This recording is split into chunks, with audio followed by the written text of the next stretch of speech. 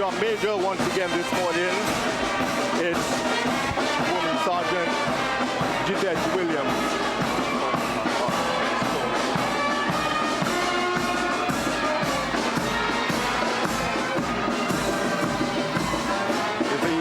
The Nevis Defense Force Band making its way down Church Street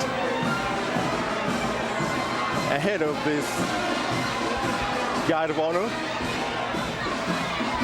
The Guard of Honor this morning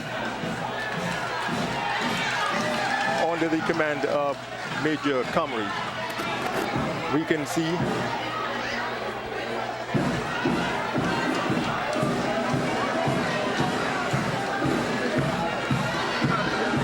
members of the St. Kitts and Nevis Police Force, St. Kitts and Nevis Defense Force as well, making their way down Church Street, led by the St. Kitts and Nevis Defense Force Band under the directorship of Captain Nigel Williams.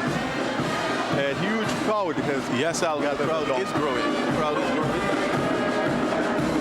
And you can still hear the music of the St. Kitts and Nevis Defense Force Band as it makes its way back up Church Street, where it's going to assemble facing government headquarters.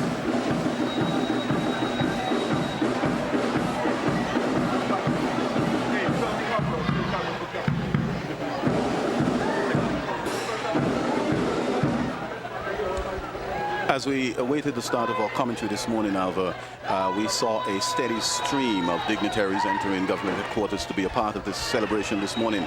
We saw many of the members of the diplomatic corps, many of our business and civic leaders, members from faith-based organizations, and we also had the opportunity to see the arrival of former First Prime Minister of St. Kitts and Nevis, the Right Honorable Sir Dr.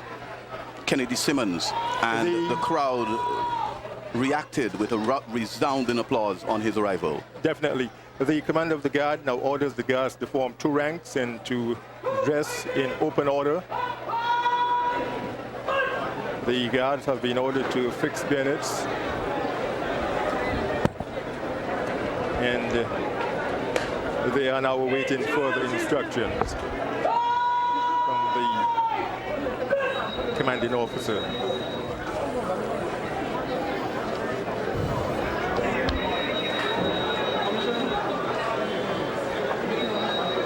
The guards on parade now still taking orders from the commanding officer. Given the eyes right, eyes front command, the members of the St. Kitts and Nevis Defense Force, members of the St. Kitts and Nevis Royal St. Kitts and Nevis Police Force, and the members of the St. Kitts and Nevis Drum Corps. Right here, all part of this grand Guard of Honor as we await the opening session of this new parliament. Point to note, Alva and Grell, as part of ceremonial parades over the years, the Defense Force and the police, they have done a pretty good job. They are well dressed, and of course a lot of the school children, in fact we can see children from the Tucker Clark Primary School and other children, they are quite elated over the presence of the police and the military band.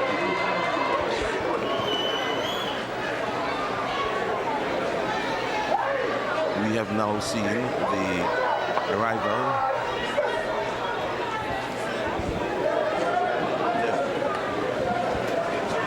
The guards on parade still going through their movements here as they get into position to welcome the parliamentarians here this morning. We expect the Prime Minister, the Honorable Dr. Timothy Harris to arrive any moment now. And he will be given the salute, and the guard of honor here will pay their respects to him. And of course, Prime Minister Harris is an experienced parliamentarian, having sat on both sides of Parliament, so he is well engrossed to accept the mantle of leadership in terms of parliamentary procedure. He has a lot of experience, and of course, persons here in St. Kitts and Nevis, persons who are looking at ZIZ TV online and at home, they're looking forward to the opening of Parliament here today, a historic occasion, of course. The guards on parade forming this guard of honor, looking quite regal in their respective uniform. The commanding officer given the orders to the troops here forming part of this guard of honor. The bayonets are being fixed once again to the rifles, and the units are now ordered to present arms in just a few minutes.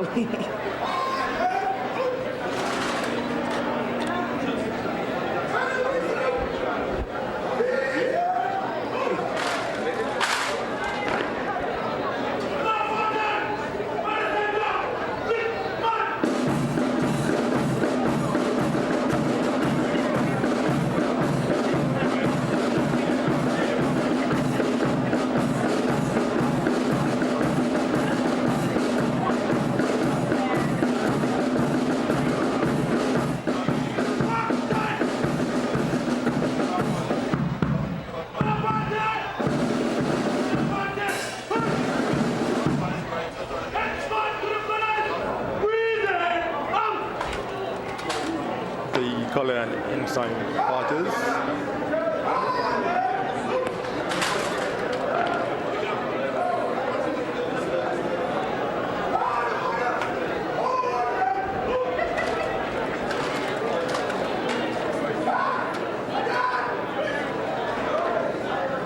The units on parade have been ordered to stand at ease, after being ordered to shoulder arms, order arms, and then stand at ease. The units now standing at ease at this point and awaiting the arrival of the Prime Minister, Dr. the Honorable Timothy Harris, who will be arriving anytime now, and he should be accompanied by his ADC, Lieutenant Brooks. So we now await the arrival of the Prime Minister, the Honorable Dr. Timothy Harris, and he will be escorted or accompanied by his ADC, Lieutenant Brooks. ZIZ Radio continuing to bring you live coverage along ZIZ television, also ZIZonline.com, so that you persons overseas can listen or view us provide it. A very historic day as we come to you from government headquarters on Church Street. We've just seen the arrival of the Honorable Michael Perkins. He's from Nevis, part of the Federal Cabinet.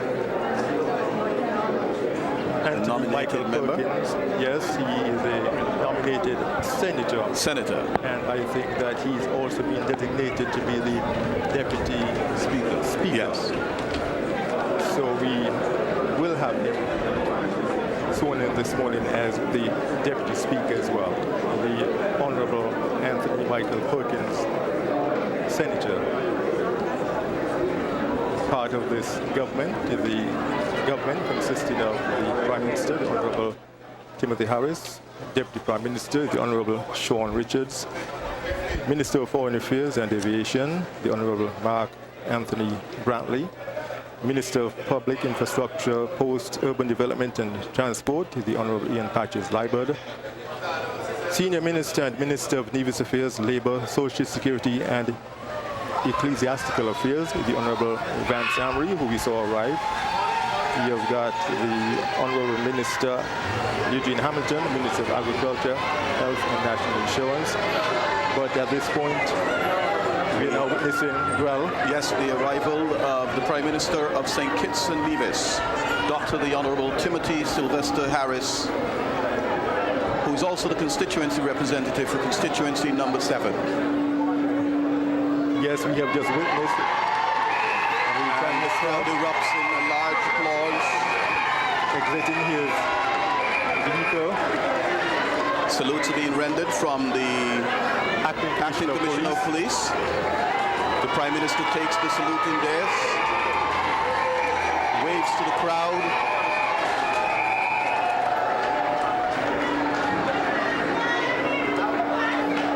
And the enthusiasm is reciprocated. Prime Minister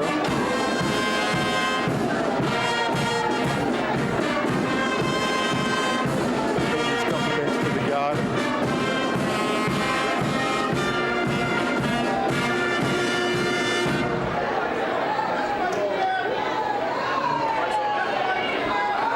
The Prime Minister, the Honorable Dr. Timothy Harris, now making his way down from the saluting dais, accompanied by the Acting Commissioner of Police, and also along with his ADC, Lieutenant Brooks, makes his way into government headquarters, and no doubt up to the National Assembly. The proceedings will continue in just a few minutes in the National Assembly, where the Speaker-elect,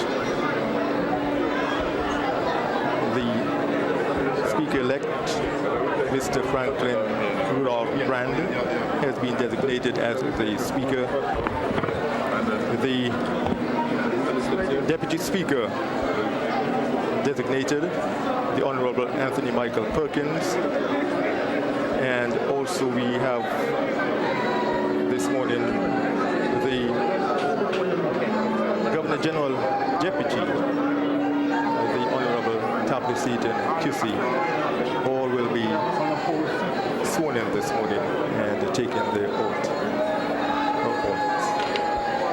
The huge crowd here continues to grow as we witness the Guard of Honor assembled outside government headquarters, being looked on by the huge crowd here gathered this morning. And the Commander Wallace, making his way down to government headquarters, and no doubt will be making his way up to the National Assembly chambers. We can see the former parliamentary representative for constituency number 3, the Honorable, or I should say the Mr. Sam Conda making his way along with his wife into government headquarters at this time. Just to give a quick rundown of the order, Bradley, we should be having the formal entry of the elected members, the reading of the proclamation, followed by the prayer, which will be delivered by the Reverend Canon Valentine Hodge. He is the Vice Chairman of the St. Kitts Christian Council. We'll then have the election of the Speaker and the Deputy Speaker, the administering of oaths to members. They will begin with the member for St. Christopher 7, and then there'll be the suspension of the House. Arrival of His Excellency, the Governor General's Deputy. The throne speech will be delivered Then we'll have the departure of the Governor General's deputy, followed by the adjournment of Parliament. That's just a quick run through of the order for the opening of Parliament this morning. And quite a number of the members of government. We can see the Attorney General. The Attorney General just was The Honorable Vincent Byron. Along with some of the other members of government making their way up to the Assembly chambers. We saw the Honorable Mark Brantley. We saw the Honorable Vance Amory as well. We saw the Honorable Anthony Perkins. We saw the Honorable Lindsay Fitzpatrick Grant. The Prime Minister, we witnessed his arrival, taking the salute at the saluting desk. The guards paid their compliment, and then he made his way into government headquarters. He was met and greeted by a lot of his supporters, and then made his way up into the National Assembly chambers, along with other members of government. The Guard of Honor assembled outside of government headquarters, and we will be taking you up to the National Assembly chambers in just a few minutes, where the proceedings will be continuing.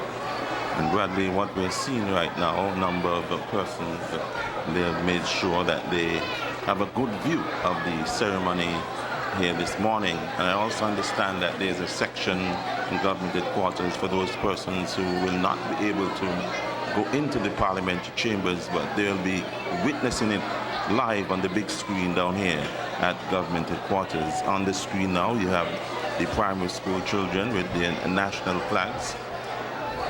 This will be a moment for them to remember as well.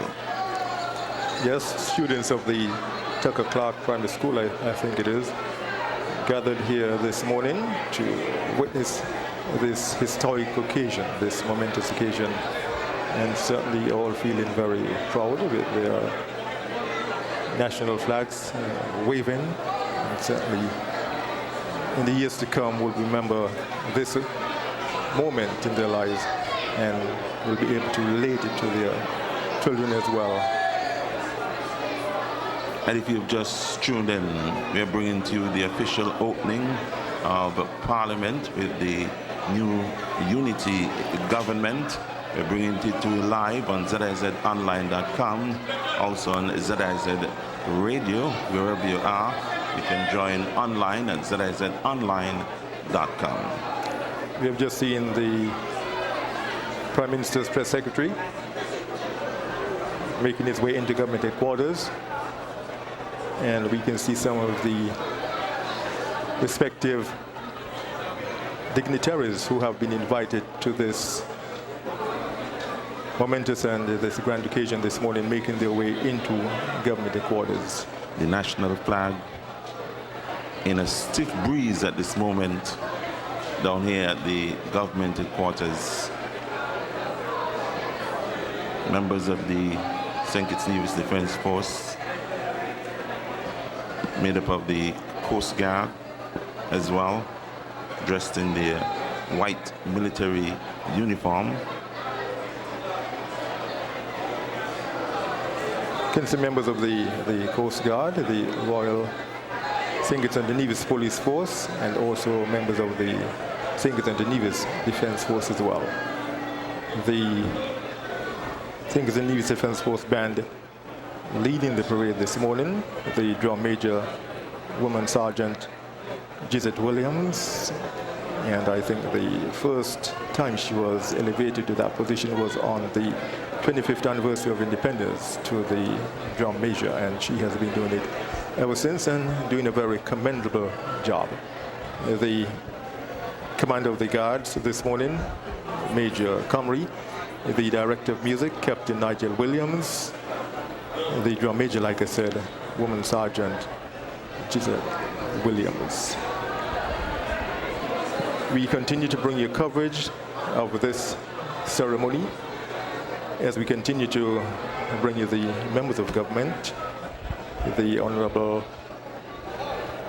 Vance Amory, Senior Minister and Minister of Nevis Affairs, Labour, Social Security and Ecclesiastical Affairs, the Honorable Lindsay Grant, Minister of Tourism, International Trade, Industry and Commerce, the Honorable Eugene Alistair Hamilton, Minister of Agriculture, Health, National Health Insurance, Human Settlement, Community Development, Gender Affairs, Social Services, Land and Cooperatives. The Honorable Wendy Phipps, Minister of State with responsibility for health, community development, gender affairs, and social services.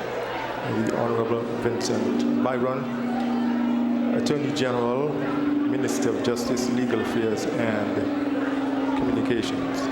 And the Honorable Anthony Michael Perkins, Senator without portfolio, and also designated as the Deputy Speaker of the House. We continue to bring you coverage, and in just a few minutes we will be taking you up to the Parliament, where the proceedings will continue. The designated Speaker of the National Assembly is Mr. Franklin Brand, and Mr. Brand-Vier is no stranger to the Parliament. He contested the elections in Nevis, and he was also a senator at one point in the Nevis Island administration. So definitely no stranger to the Parliament and parliamentary procedures. And he's certainly no stranger to positions such as the Speaker position, having been the President of the Chamber of Industry and Commerce, and he has led other organizations as well. Definitely a well-known businessman in the Federation, owner, manager of the Island Bakeries and the affiliated outlets. So definitely someone who has made quite a contribution in terms of the corporate development. So Mr. Franklin Brand, the designated Speaker of the National Assembly, Mr. Honorable Anthony Perkins, the designated Deputy Speaker. The Governor General Deputy designate, the Honorable Tapley Seaton QC, and someone who is also no stranger to parliamentary procedure and to the Parliament, having been the Attorney General for I think some 15 years under the previous PAM administration. So the Honorable Tapley Seaton, definitely no stranger to the Parliament and the parliamentary procedures. And barrister at law by profession. He has also served on a number of committees as well, Bradley. He has served on a number of legal committees as well as the National Trust as well. So he's well-rounded. He's very qualified to carry such a position. So we're looking forward to his service once again in a different capacity. Right, and as we continue to bring you live coverage, the Guard of Honor here on parade this morning, members of the St. Kitts and Nevis Defence Force, consisting of the infantry and the Coast Guard units, and also members of the Royal St. Christopher and Nevis Police Force, forming this Guard of Honor here this morning for this opening session in the sitting of the National Assembly. Today, Thursday, 14th May 2015, a very significant day in the lives of Kittitians, a day that certainly a lot of us will remember in the years to come. The members of the government have made their way up into the National Assembly, where the proceedings will commence up there shortly. We continue to bring you live coverage of this ceremony on this a lovely Thursday morning, brilliant sunshine, hot and bright and sunny, and definitely good weather in keeping with what's happening here this morning.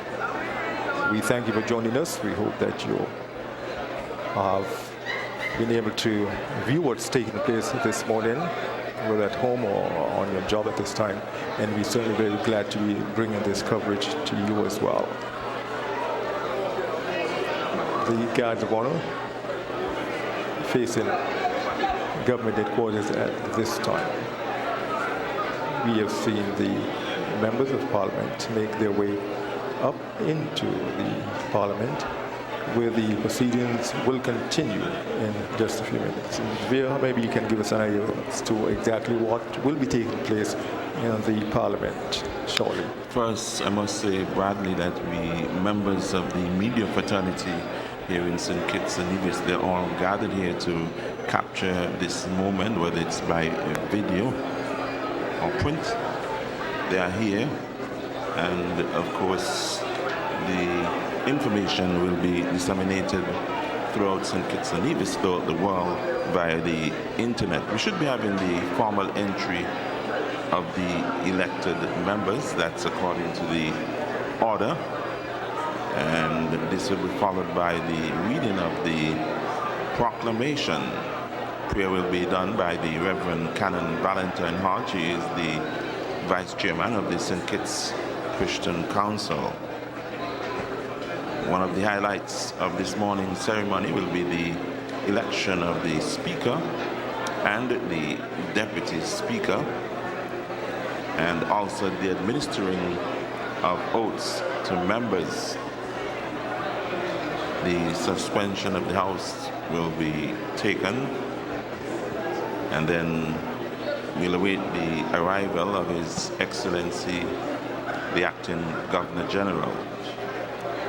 We have Own given... speech Go ahead. will also be delivered by him, and then we'll have the departure of the Acting Governor General as well, followed by the adjournment. We have given you the members of the government. Let's continue to give you the full complement of the parliament. The leader of the opposition, Right Honorable Denzel Llewellyn Douglas, parliamentary representative for constituency number 6 of the Labour Party. He has been given the position of the Labour leader of the opposition. Also comprising the parliament, we have the Honorable Marcella Liburd, MP for constituency number 2, St. Christopher 2. We also have the Honorable Patrice Dwight Nisbet for constituency 11, Member of Parliament for Nevis 11. The Honorable Conress Maynard, MP for St. Christopher 3, and the Honorable Nigel Carty, designated a senator. This is the first time for Congress in the Parliament, having won his seat in the recently held elections for constituency number 3, St. Christopher 3. So the Honorable Conress Maynard will be in Parliament for the first time this morning, representing St. Christopher 3, constituency number 3. And this should be a very proud moment for him and his family as well, Bradley. Most of us know him in the Calypso circles, right, as well, winning the national crown a number of times. Quite a number now of occasions. He has taken it a step further, and he is now a parliamentarian. So let us hope that he can bring a perspective from the youth whenever he's making his presentations there in Parliament. Definitely someone who has been very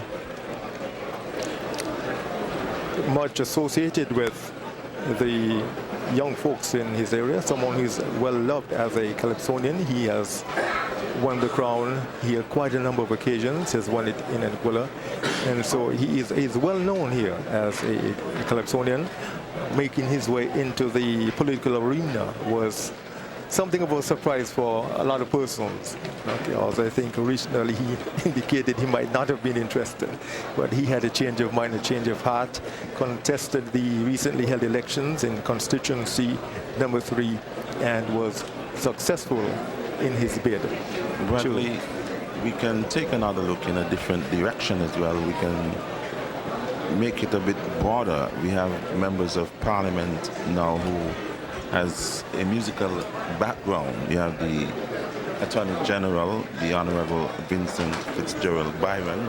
Right. We have known him to be a very fine musician over the years. The Honorable Ian Patches as well. He was part of the famous Element and the Jazz Brass International.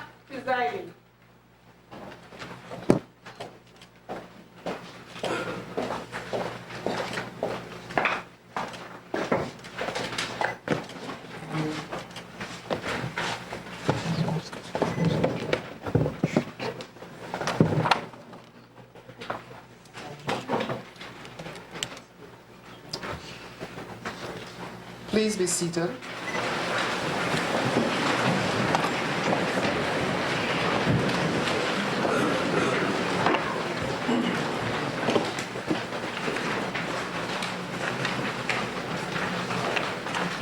A proclamation by the Governor General of St. Christopher and Nevis.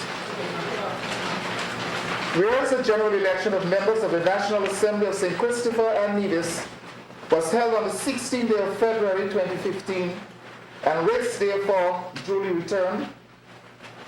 And whereas by Section 46(1) of the Constitution of St. Christopher and Nevis, each session of Parliament shall be held at such place and shall commence at such time as the Governor General may by proclamation appoint.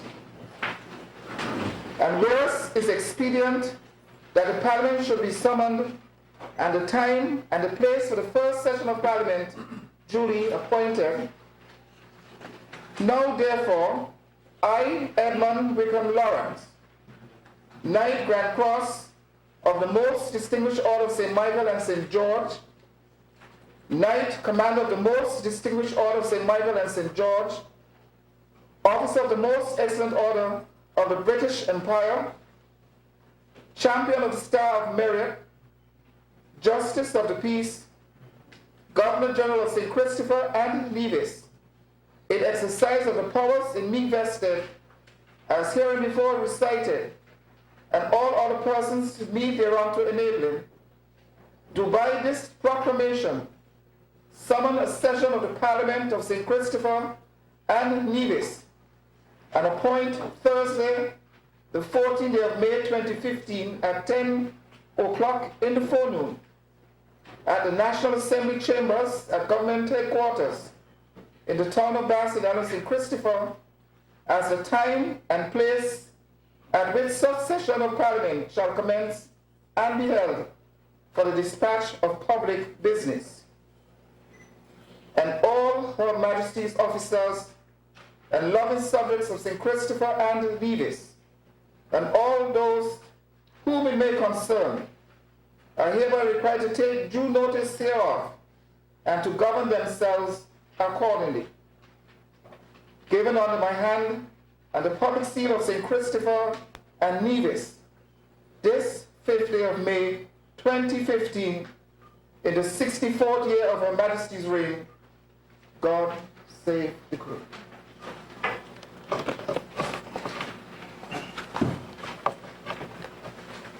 In hour of prayer,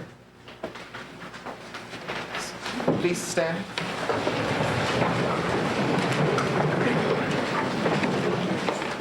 Let us pray. Almighty and Heavenly Father, you give us new life, new hope, new vision with each returning day. We praise you that you are a loving Creator. You have fashioned us, human beings, in your own image and likeness. And in the words of the psalmist, you have made us a little lower than the angels and crowned us with glory and honor. We can only ponder the abundance of your grace and loving kindness in creation. Save us, O God, from the service of self alone, and help us to use your blessings for the welfare of our fellow citizens. Endue with the spirit of wisdom those to whom in your name we entrust the authority of government. And we pray that you would guide the people of the Federation of St. Kitts and Nevis in the ways of justice and truth. Pour your blessing, we pray, upon the Prime Minister and his cabinet, and all members of Parliament here assembled, for this inaugural session with the new government of national unity. Be with them in their going out and in their coming in, that they might make just laws for the protection and advancement of your people. Support us as a nation in the plans we make in the throne speech during this session of the National Assembly. For we know that your right hand is planting, guiding, healing, and sustaining us in our land.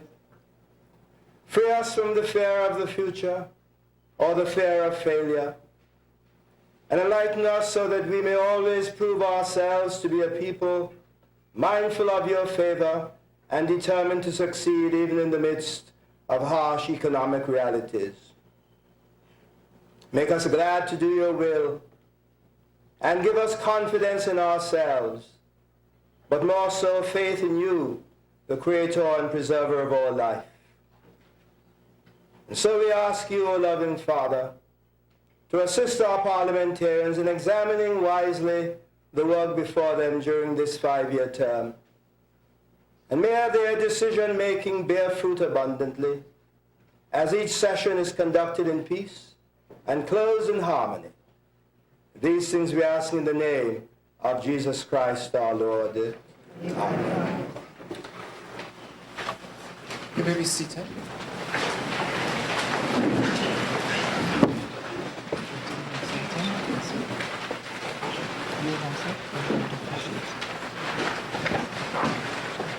Election of Speaker and Deputy Speaker. Honorable members, I now invite you to make your nomination for Speaker. I rise to make the nomination of Mr. Franklin Brand Esquire to the office of the Speaker.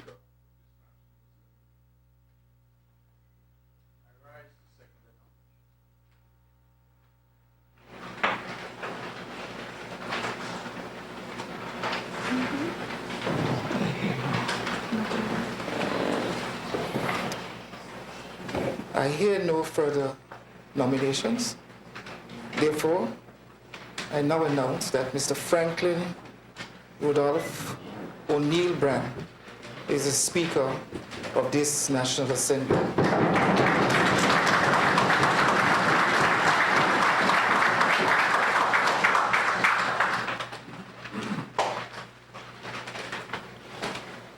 I now invite the Prime Minister and the Seconder to go and fetch the Speaker.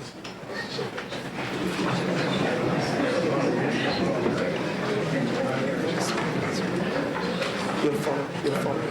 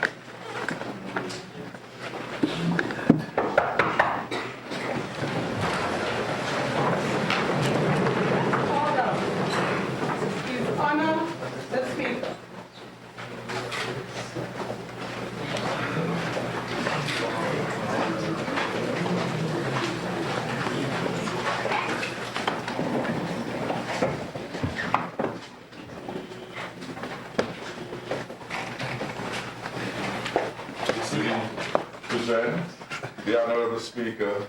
Please.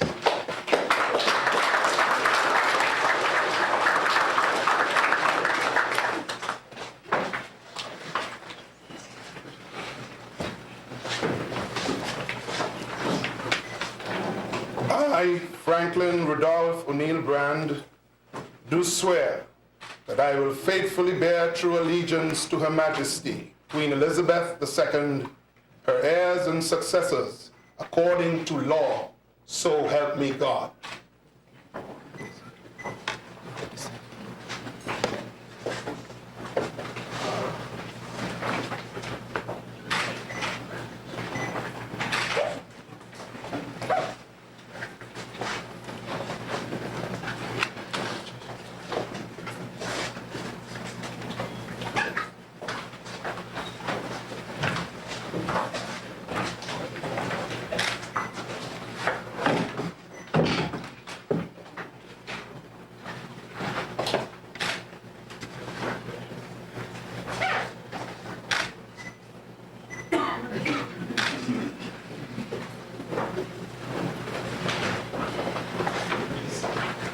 Please be seated.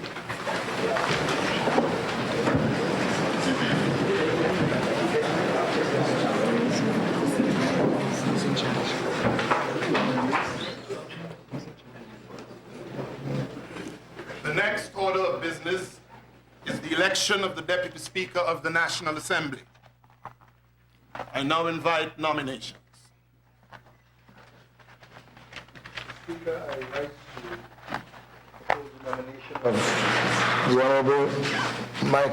Honorable Anthony Michael Perkins to be the Deputy Speaker of this Honorable Assembly. Do we have a second? Mr. Speaker, I raise to second that motion. Are there any other nominations?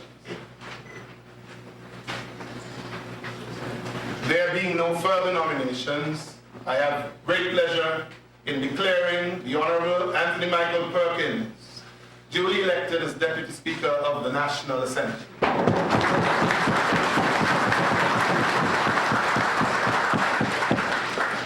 I now invite you to take the oath. All rise.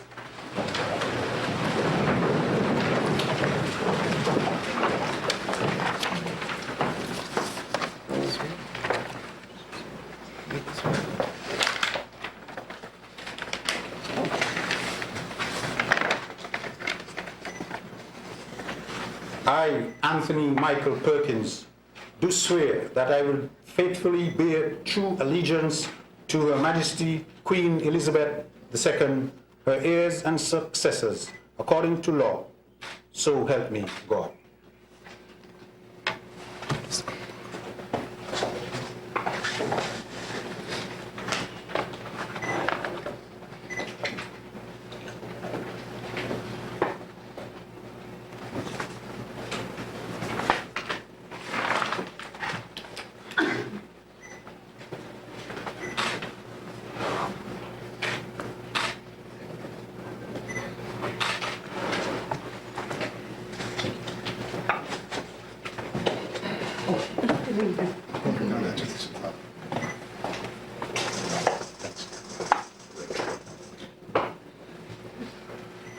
Please be seated.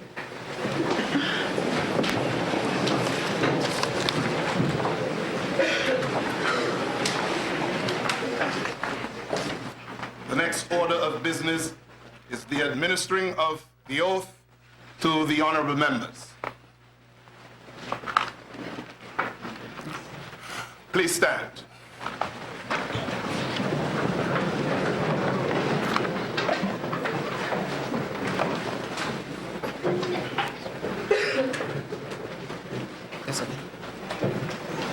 I, Timothy Sylvester Harris, do swear that I will faithfully bear true allegiance to Her Majesty the Queen Elizabeth II, her heirs and successors, according to law, so help me God.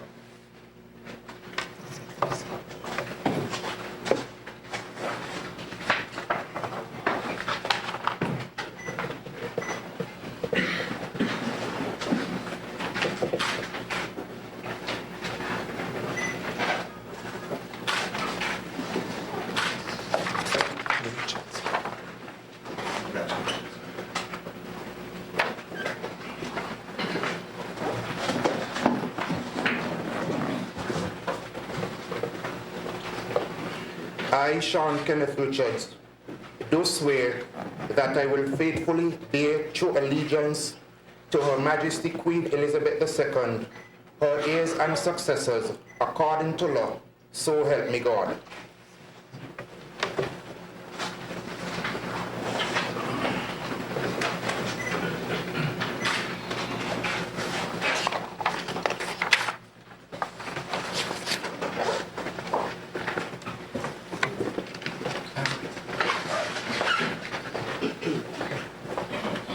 I, Vance Winkworth Emery, do swear that I will faithfully bear true allegiance to Her Majesty Queen Elizabeth II, her heirs and successors, according to law, so help me God.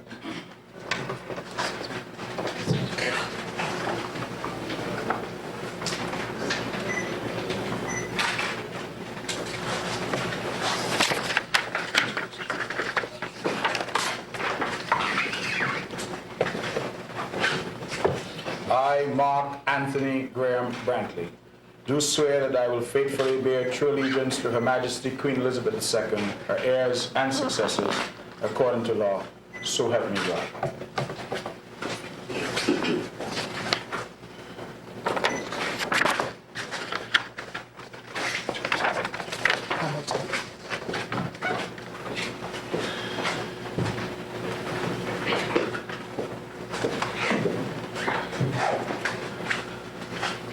I, Eugene Alastair Hamilton, do solemnly swear that I will faithfully bear true allegiance to Her Majesty Queen Elizabeth II, her heirs and successors according to law, so help me God.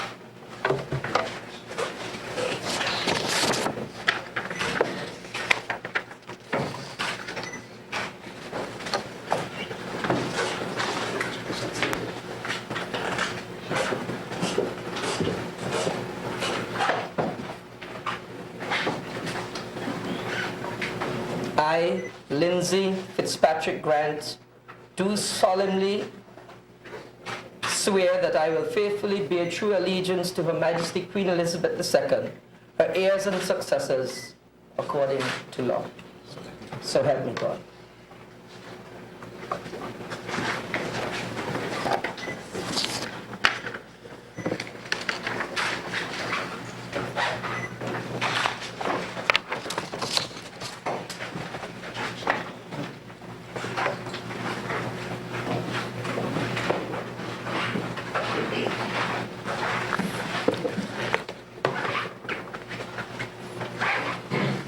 I, Ian Patrick Liebert, do swear that I will faithfully bear true allegiance to Her Majesty Queen Elizabeth II, her heirs and successors, according to law, so help me God.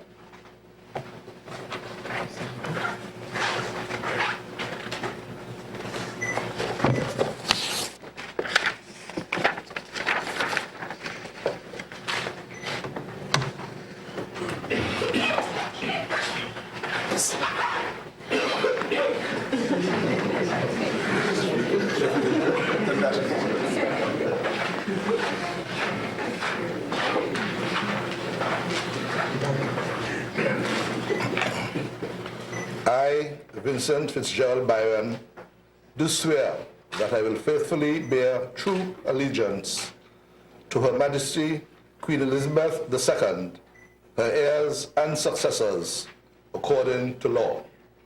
So help me God.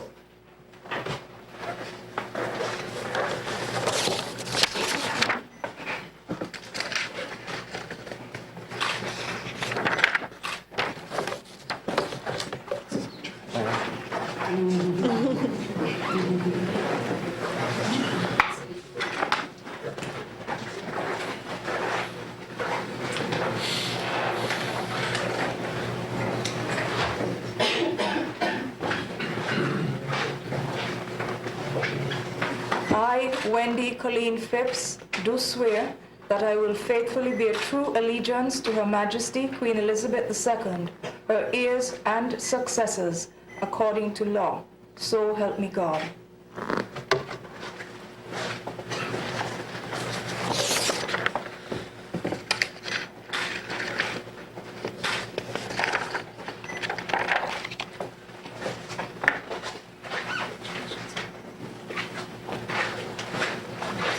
Yes.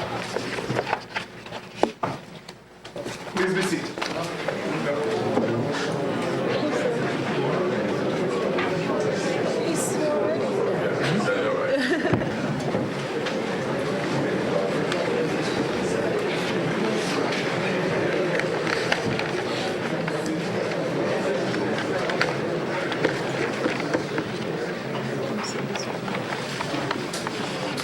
Honorable members, it is the wish of the Governor General's deputy to address this honorable House. The House is now suspended.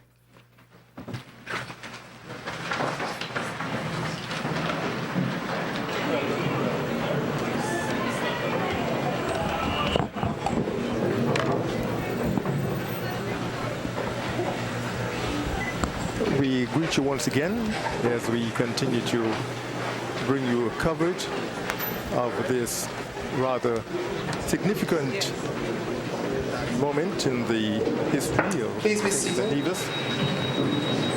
We have just brought you the proceedings from the National Assembly chambers.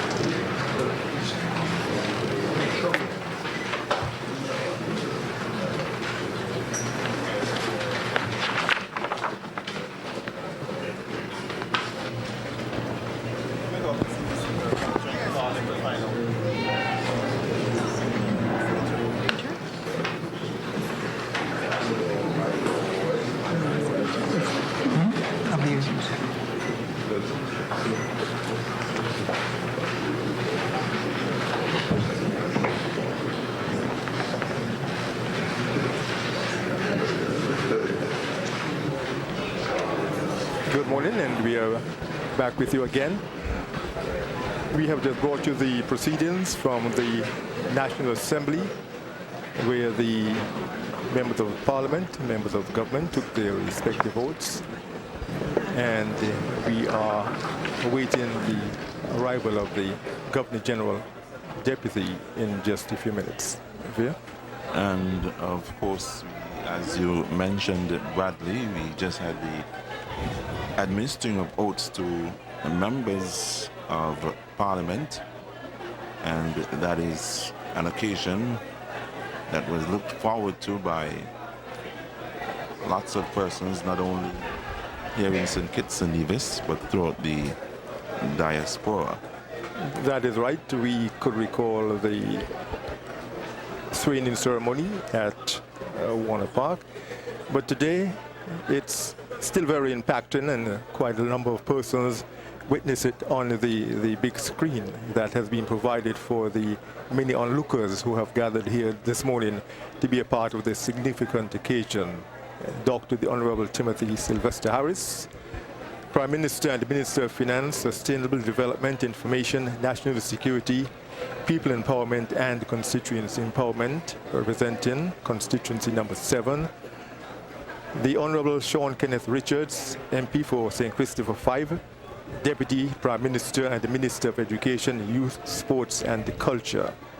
The Honorable Vance Emery, MP for Nevis 10, Senior Minister and Minister of Nevis Affairs, Labour, Social Security and Ecclesiastical Affairs. The Honorable Mark Anthony Brantley, MP for Nevis 9, Minister of Foreign Affairs and Aviation. The Honorable Eugene Alistair Hamilton, MP for St. Christopher 8, Minister of Agriculture, Health, Health Insurance, Human Settlement, Community Development, Gender Affairs, Social Services, Land and Cooperatives.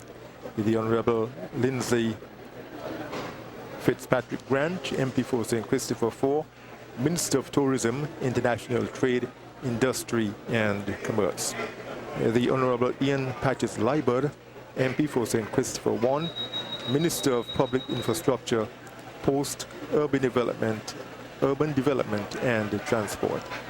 The Honorable Vincent Fitzgerald Byron, MP, or that should be the Senator and Attorney General and Minister of Justice, Legal Affairs and Communications. The Honorable Wendy Colleen Phipps, Senator, Minister of State within the Ministry of Health, Community Development, Gender Affairs and Social Services. And the Honorable Anthony Michael Perkins, Senator. And also he has been designated as the Deputy Speaker for the House Assembly. We have not seen there any of the members of the opposition at this point. That is true, Bradley. What I think will happen is maybe at the next sitting of Parliament, they'll have the swearing in of the members of the opposition.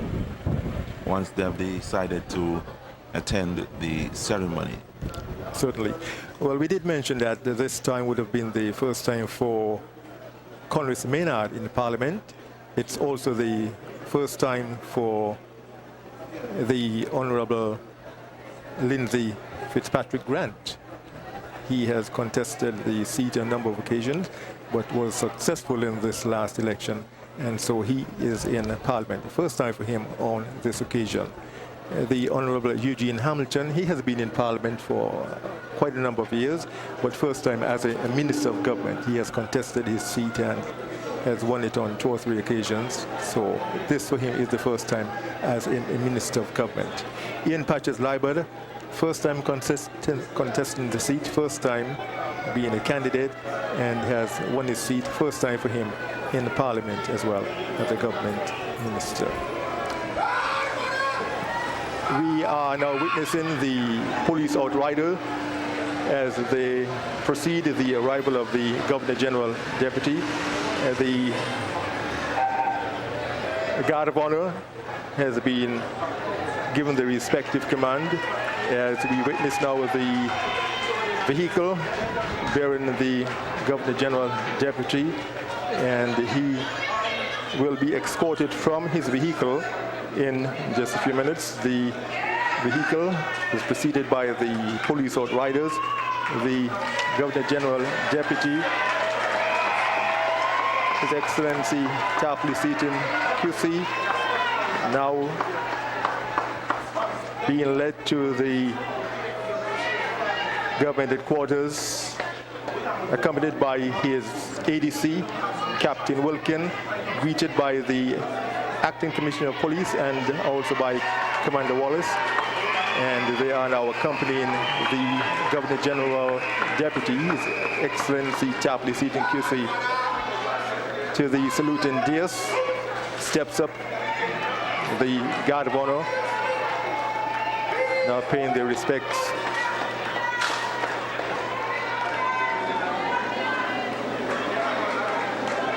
to the Governor General Deputy, and he in kind responding.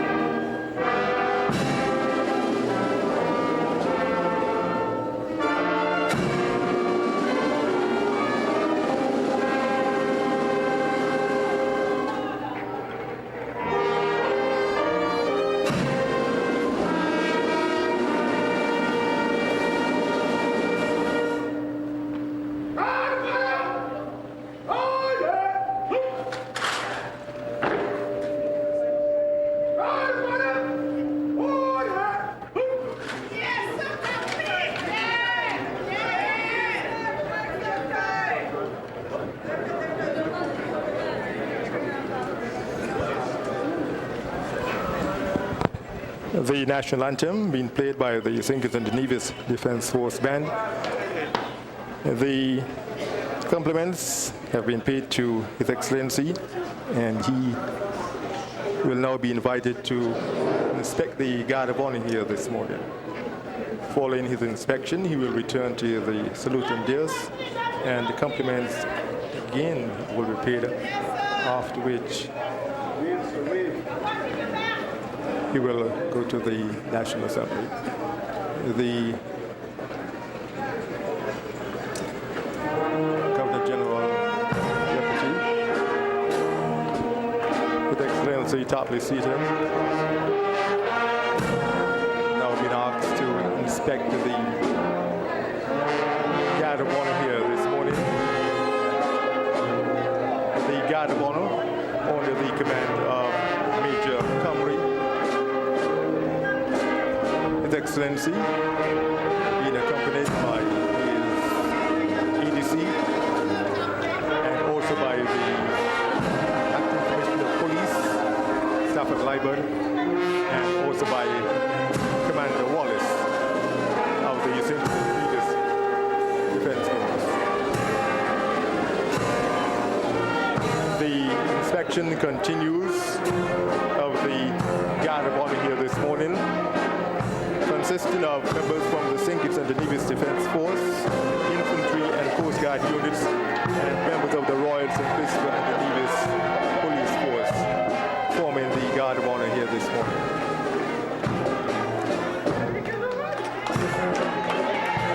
The inspection continues. His Excellency making his way through the ranks of the guards and the units here forming this Guard of Honor.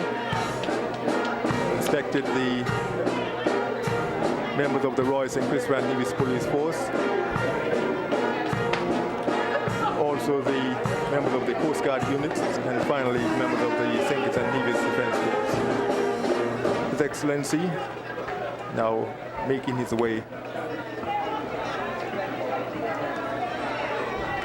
back to the salute and dais, where compliments once again will be paid to him following his inspection of the Guard of Honor here this morning. The Governor General Deputy, His Excellency Tapley Seaton QC, now positioned in the salute and dais.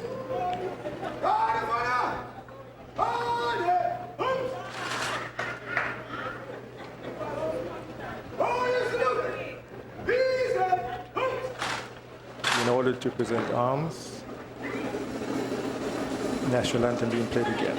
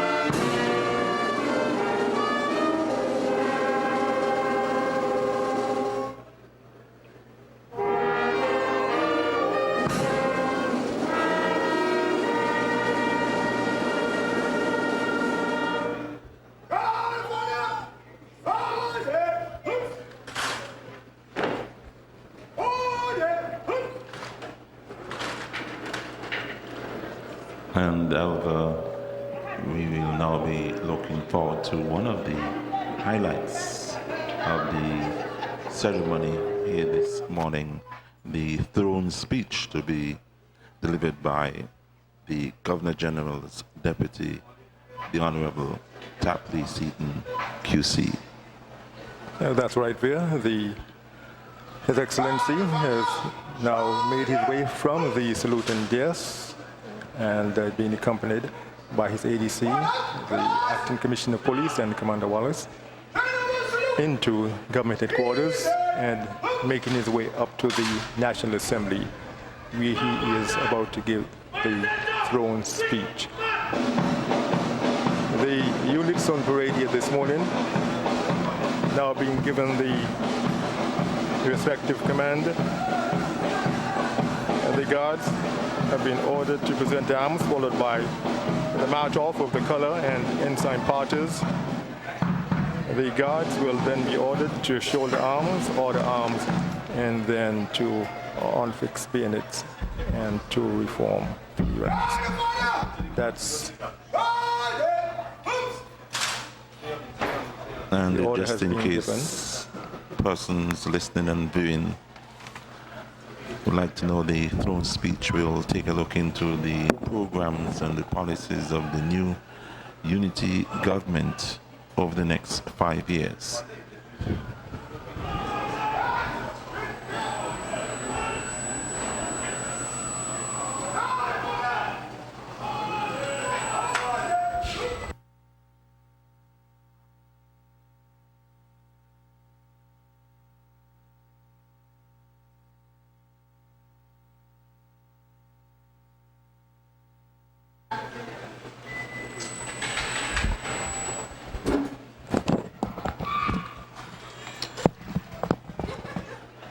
The Guard and Honor have been ordered to remove bayonets, which they have done, and the order to reform 3 ranks has been given.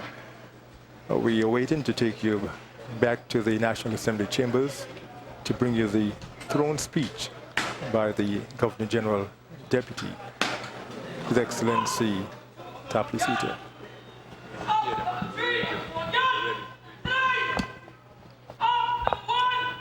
ZAZ Radio continuing to bring you live coverage via ZAZ radio, television, and via the internet as well.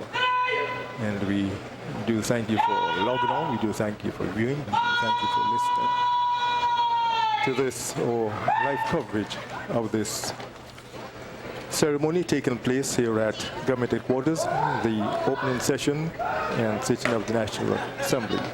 Today, Thursday, the 14th of May. The members of Parliament have been given the oath of office, and we await now the throne speech by His Excellency, the Governor General Deputy. He has inspected the Guard of Honor here this morning. The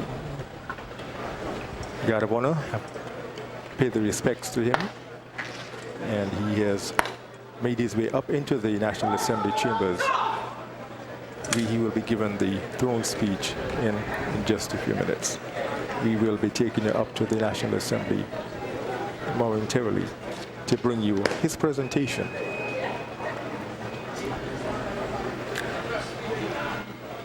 The members already in Parliament this morning, the Honorable Timothy Harris, the Honorable Sean Richards, the Honorable Van Samery, the Honorable Mark Brantley, the Honorable Eugene Hamilton, the Honorable Lindsay Fitzpatrick Grant, the Honorable Ian Patches Liburd, the Honorable Vincent Fitzgerald Byron, the Honorable Wendy Colleen Phipps, and the Honorable Anthony Michael Perkins.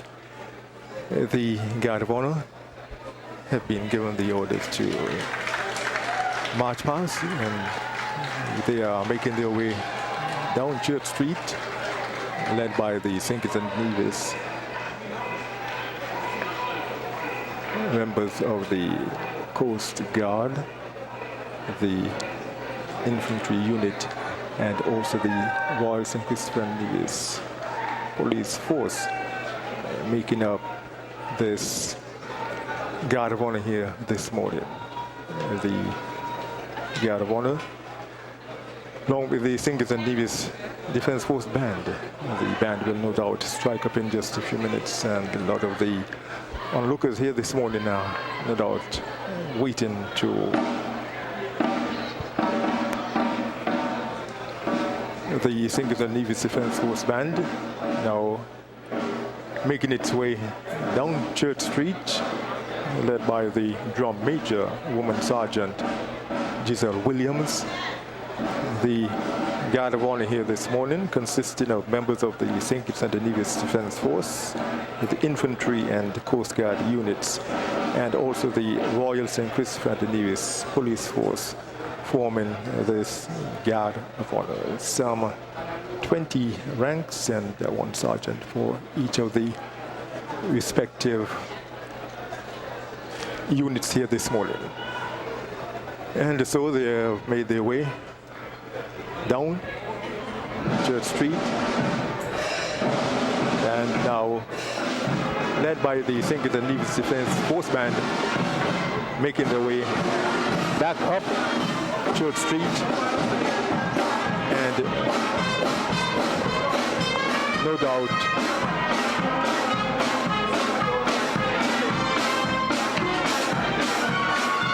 feeling rather proud this morning to be a part of this significant and memorable event. The Defense Force Band leading the Guards of Honor members here this morning. The Guard of Honor consisting of the St. Kitts and Nevis Defense Force, the Infantry and Coast Guard units, and the Royal St. Christopher and Nevis Police Force, now making their way past our position here at government headquarters, and definitely giving a good showing of themselves this morning, and certainly delighting the crowd, the huge crowd that gathered here this morning for this ceremony.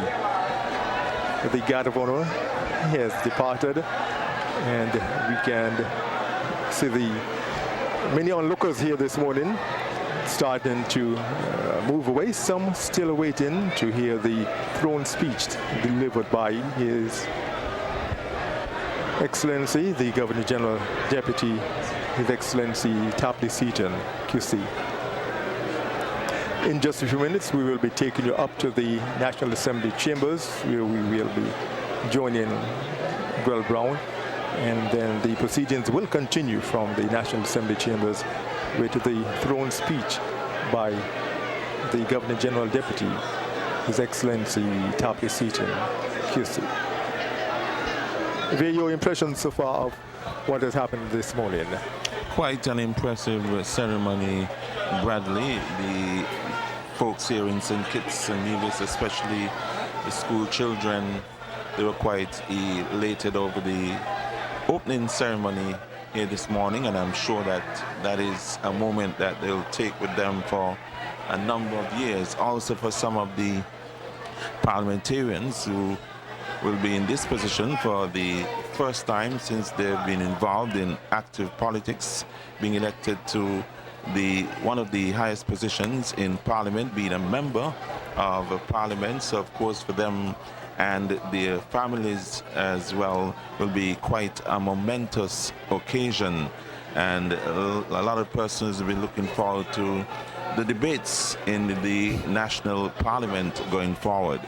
That is quite true. Like we said, first time for the Honorable Lindsey Grant, also the Honorable Ian Patches Liburd, and of course as first time as a minister for the Honorable Eugene Hamilton as also well. Senator the Honorable Wendy Phipps as well. Right. Bradley.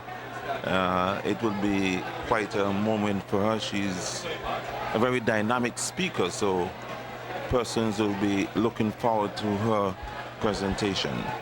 Certainly she has been associated with the business community, being head of the Chamber of Industry and Commerce, I think it was for quite a number of years. So certainly very familiar with the business industry in St. Kitts, and certainly will be able to make a very valuable contribution to the development in certain aspects to this government. The Honorable Wendy Phipps, Senator and the Minister of State within the Ministry of Health, Community Development, Gender Affairs and Social Services. We continue to bring you coverage, and in just a few minutes we will be taking you up to the National Assembly chambers to bring you coverage of the throne speech by the Governor General Deputy, His Excellency tap the seat in to see. Maybe we can make contact with Grell Brown in the National Assembly chambers at this time as we prepare to bring you the throne speech by the Governor General Deputy. Good morning to you, Grell, if you're monitoring us at this time.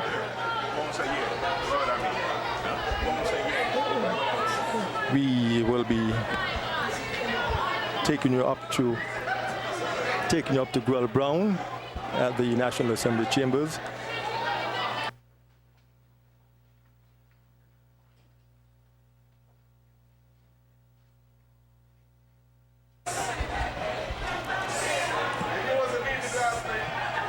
We're still waiting to bring you that presentation by the Governor General Deputy from the National Assembly chambers. And we now take you up to the National Assembly chambers.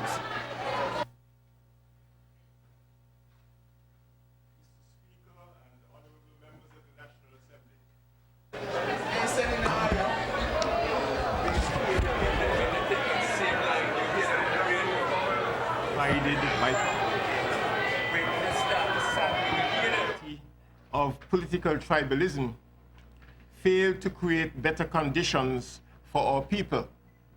Instead, over the past 30 years since independence, we have seen the steady withdrawal from a unified approach to democracy and development that we promised each other upon gaining independence in 1983.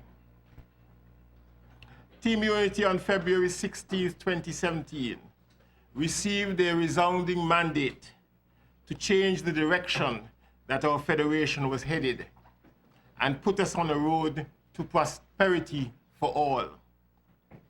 Mr. Speaker and members of this Honorable Assembly, Team Unity is concerned about the social, economic, political, and cultural challenges that we face as a country and the threats to the well-being and advancement of our people, and is therefore determined to resolve these permanently.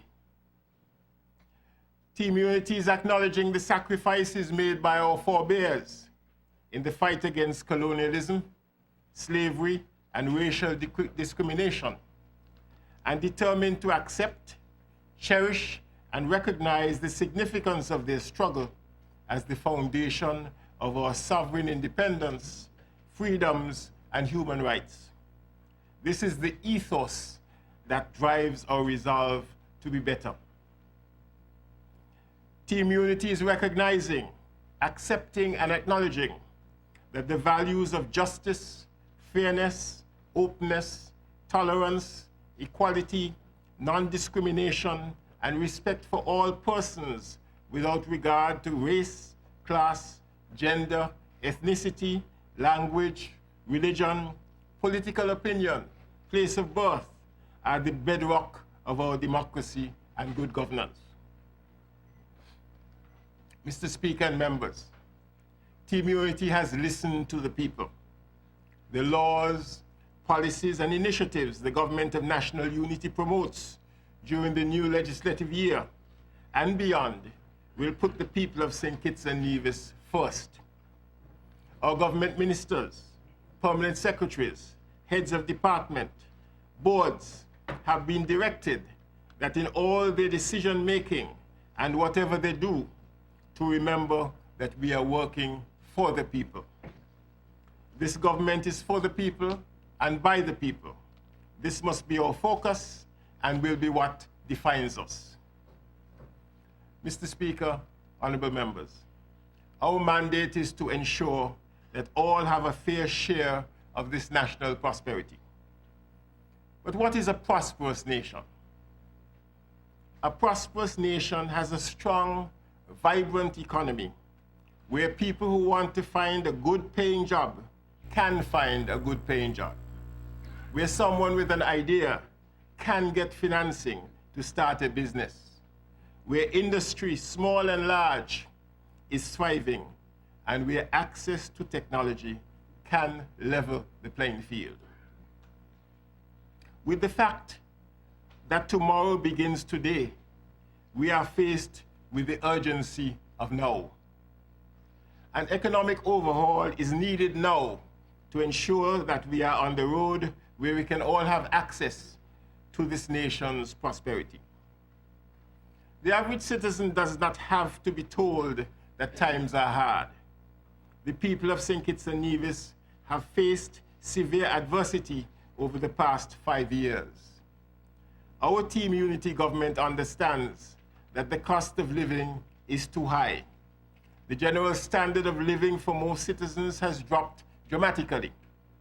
While our minimum wage is relatively higher than those of other OECS territories, unemployment is still too high, and the wages of the underemployed are low, resulting in a growing population of the working poor. Our people deserve better. Local businesses are often overlooked and often undervalued. The road from poor to middle class was filled with potholes of despair and discouragement. The road was filled with bumps. The road led to disappointment.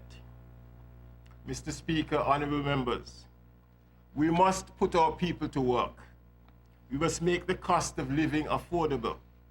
We must become energy efficient.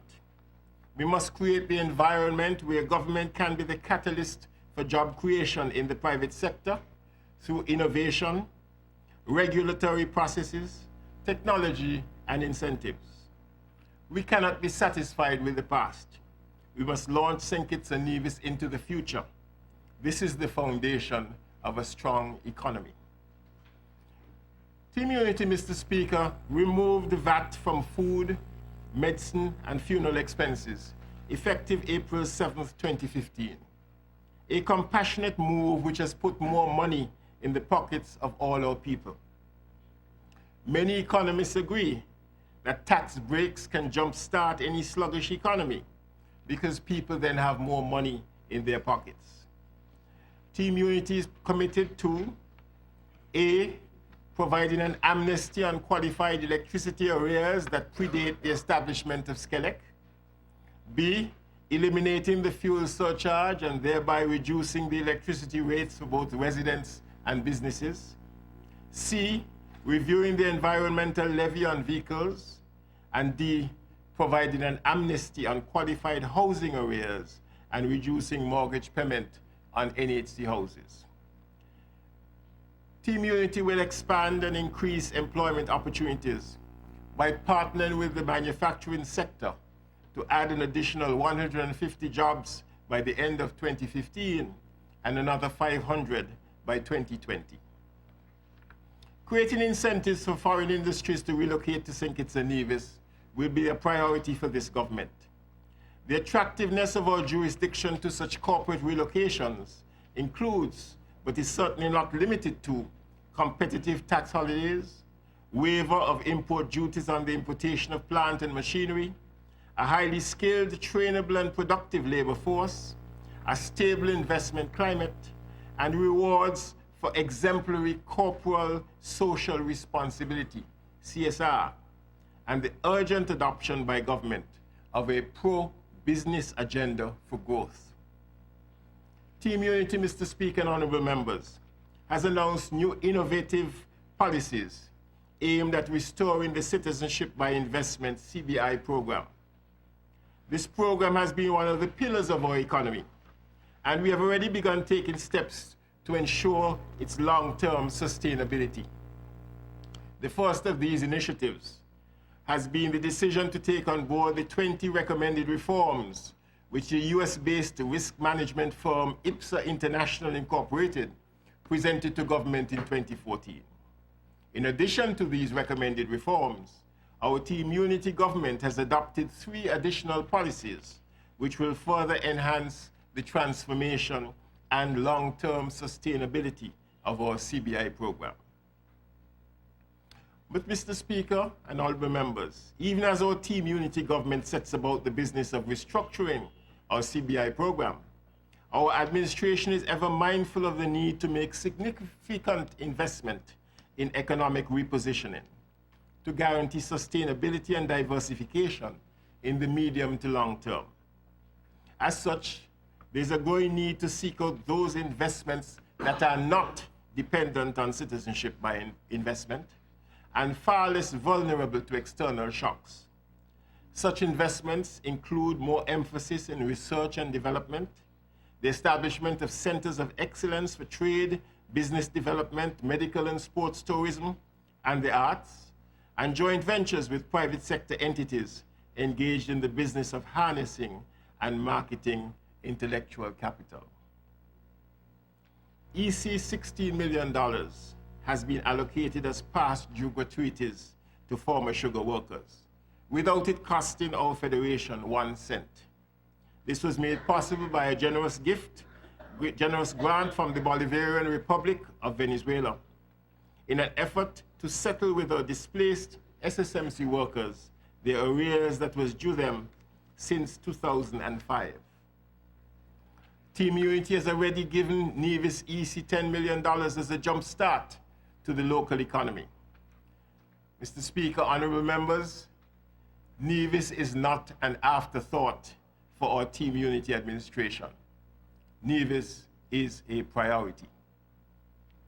The government will create 2 additional industrial parks on St. Kitts and 1 on Nevis to accommodate new manufacturing enterprises and the expansion of existing plants. This government, Mr. Speaker, honorable members, will create cyber communities in neighborhoods within St. Kitts and Nevis, so small business can have access to the global marketplace, right from their small shop space in tiny St. Kitts and Nevis. This government intends to make energy more affordable through investment in alternative energy sources.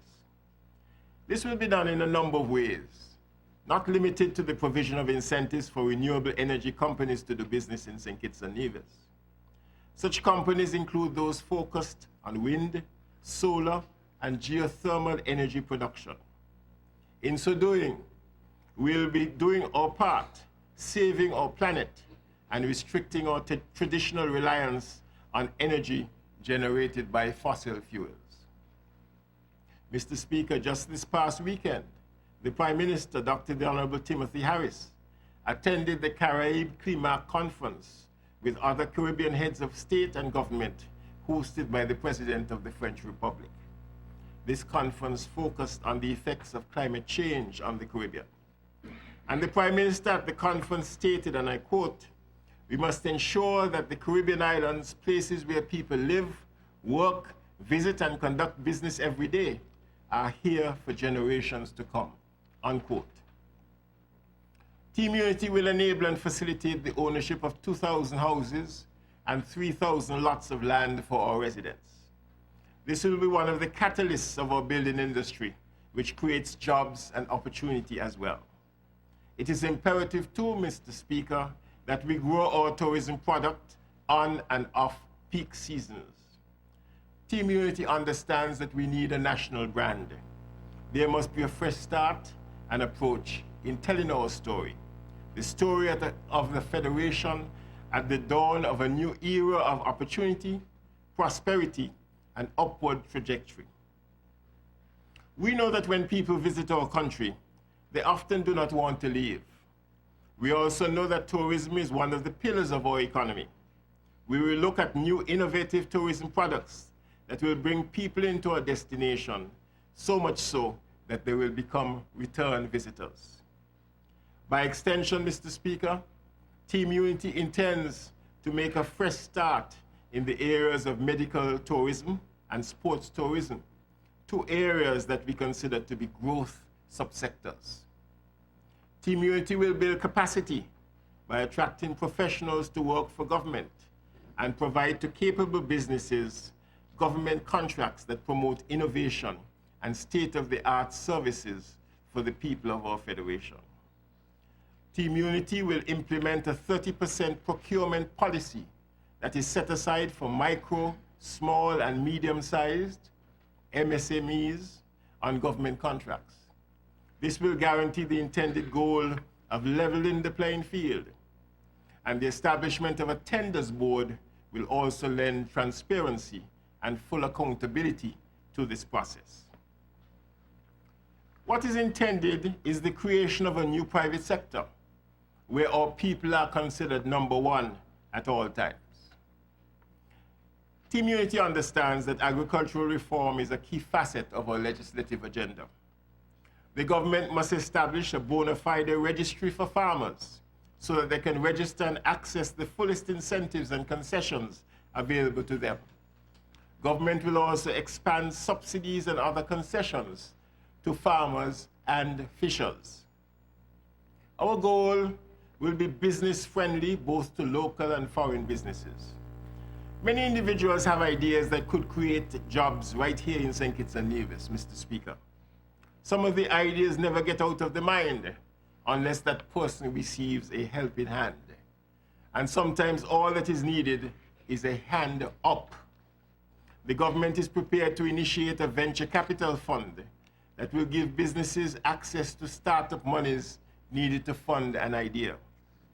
There would have been no Bill Gates without someone believing in his concept of developing software for computers. This is a new role for our development bank to fill in order to help create a new cadre of budding, promising entrepreneurs. Mr. Speaker, honorable members, these are some of the initiatives designed to turn this economy around and grow jobs. Our simple approach is to be people first and business friendly. It will be one of the cornerstones of this new government. Capital projects are central to our economic turnaround. Our Team Unity government will focus on urban revitalization for Bastia and Charlestown, including the renovation and rehabilitation of government buildings and delivering on our promised Sugar Museum. Mr. Speaker, part of Team Unity's vision for a revived private sector is the creation of a new generation of millionaires who would have invested in tourism, culture, the performing and culinary arts, craft production, agro-processing, and other related fields. Mr. Speaker and honorable members, a prosperous nation is a safe nation. St. Kitts and Nevis is a safe place to live, work, visit, and conduct business. However, there are some bad apples that will not be allowed to spoil the batch. Our Team Unity government has already begun the work of reducing crime through intervention and prevention. The government will reduce crime by empowering law enforcement through new innovative community policing strategies. At the same time, prevent crime by addressing the socio-economic factors that are at the root of this problem. A good paying job, Mr. Speaker and honorable members, is the best social program one can find. Team Unity will endeavor to create full employment in St. Kitts and Nevis. This Team Unity government will invest in law enforcement by providing better equipment, facilities, appropriate transportation, and facilitate training that is relevant and cutting edge. In addition, this government will invest in greater use of technology and will provide appropriate incentives to the private sector for the acquisition of appropriate technology to facilitate a public-private sector partnership in the fight against crime and violence. This government will have a zero-tolerance policy as it relates to crime and the perpetrators of criminal behavior. Acting Commissioner of Police Stafford Liebert announced a very aggressive short-term plan to address some of the pressing crime issues facing our Federation. This plan is indeed working. As a result of the efforts made by our officers and the community, we have made positive steps in addressing crime in our Federation. Steps have led to increased participation from the public. The Team Unity government, Mr. Speaker, is so grateful for bold steps taken by our officers and by the citizens and residents of this great federation to keep our neighborhoods safe. This has led to intelligence regarding drugs entering our ports, and arrests have been made. We have stopped attempts to smuggle illegal substances into our prisons. Arrests were also made in this instance. Moreover, positive inroads have been made regarding homicides and shootings that will result in the arrest of a number of persons. Again, Mr. Speaker, we will not allow a few bad apples to spoil the batch. We are not happy or joyous when we must arrest individuals who decide to choose criminal behavior instead of participating in the prosperity that is being prepared for them. However, our priority is to ensure that everyone is safe in our federation. Our police command vehicle is operating around the island and its use will be expanded. It will be seen in various villages and areas in the country. It is a mobile police station designed and equipped to assist in keeping our neighborhoods safe. Mr. Speaker, honorable members, we are proud today that CCTV is functioning at 50 to 90% operability in some locations and will be fully operable everywhere in 30 days. This government will ensure the management of CCTV is done differently. When we took office, CCTV operability had fallen to 35% due to neglect. This will not happen under the Team Unity government. Crime fighting is like a puzzle, Mr. Speaker. This piece of the puzzle must fit. We have done a number of covert operations, including increasing the number of officers. Our High Command has done walkthroughs in hot spots around the Federation, and this will continue. Mr. Speaker, we have had the benefit of the best international assistance as well. We have UK consultants with extensive experience in training and intelligence presently in our Federation. They are working closely with our team as one team, focused on keeping our Federation safe. Mr. Speaker, honorable members, we also know that public safety is not just a police issue. We are fooling ourselves to think it is only the responsibility of the police to keep our Federation safe. That is why, Mr. Speaker, we'll be instituting the Criminal Justice Strategic Board. This board will comprise all stakeholders in the criminal justice system: the police, the DPP, the prison superintendent, the Chamber of Industry and Commerce, representatives of faith-based organizations, the NGO community, and education, working as a team to change the culture of crime fighting in our Federation. Mr. Speaker, honorable members, when we walk in unity, the potential is unlimited. Team Unity is committed to saving our young men. Over the last several years, the murder rate amongst 18 to 35-year-old men in St. Kitts and Nevis has been alarming. Young men are killing other young men. We must end this. We must end this now. We must save our young men. They are our sons, brothers, husbands, and fathers. The government will partner with the private sector, churches, fraternal organizations, and other non-governmental organizations, NGO, to first develop and maintain programs for at-risk young men. Our teachers also need to be trained to be alert and sensitive to behavioral changes in students, particularly in male pupils. We must also strengthen our families. The family network is eroding, and government can play a positive role in reestablishing the foundation for strong families. With the economic challenges we face today, parents are working 2 or 3 jobs to make ends meet. The government will lead by example, knowing full well that strong families are the pillars on which this federation must be built. The government will reverse the biggest theft of the future of our people. We will return the land back to the people where it belongs. The government, Mr. Speaker and honorable members, will consider the introduction of flexible time legislation that will allow major income earners to spend quality time with their families, including aging parents. The government will make health care affordable, including long-term care for our seniors. Achieving this will call for an increase in pensions for all pensioners, particularly those on minimum aged benefits. Our Team Unity government will invest in first-class education for young people. Mr. Speaker, this calls for top-quality, free preschool education. We want all of our young people to have a fair share and a fresh start. Mr. Speaker, honorable members, a prosperous nation is a healthy nation. The true character of a country is how we treat our children and those who are in the golden years of their lives. This government, accordingly, will commission a comprehensive national health insurance plan for all citizens of St. Kitts and Nevis.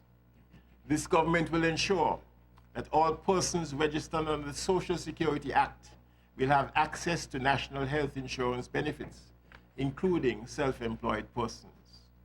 Our government will include children in the national insurance program via school registration.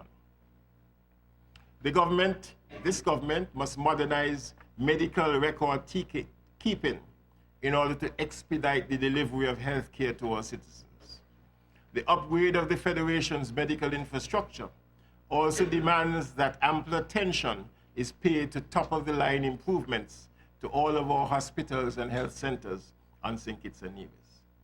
Other imperatives include adequate staffing and the bolstering of professionalism and productivity of all our medical personnel and ancillary workers, improvements in our management of medical supplies, purchasing, laboratories, and maintenance programs for the physical plants and the medical fleet of vehicles.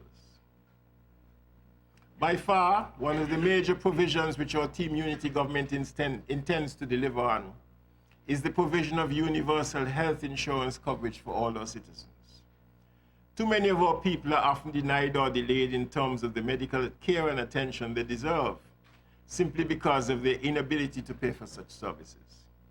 This has to stop. Sponsor sheet fundraisers help to finance the cost of medical care, but are often slow processes and almost always fail to cover the full medical bill such patients and their families are obligated to settle.